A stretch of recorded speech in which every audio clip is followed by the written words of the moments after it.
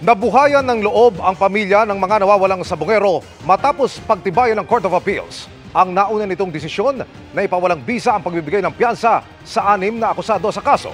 Narito ang aking eksklusibong pagtutok.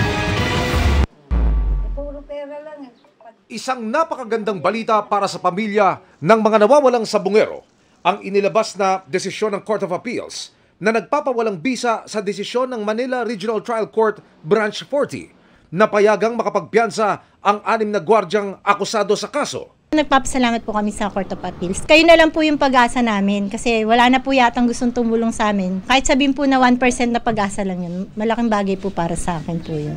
Sa desisyong ito, inihayag ng Appellate Court na anumang epekto ng desisyon ng Manila RTC para payagang makapagpiyansa ang mga akusado ay pinawawalang bisa.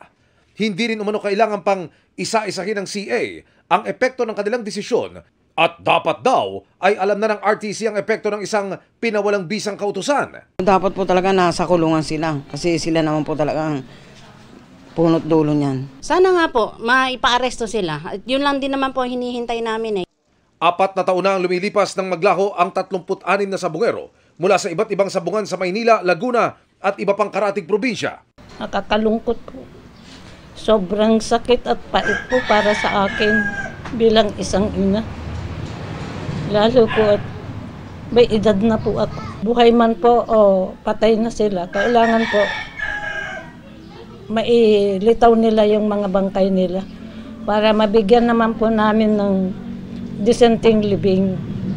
Masakit man po yung gano'n na pangyayari pero wala po kaming magagawa dahil wala na kung sila ipinatay na.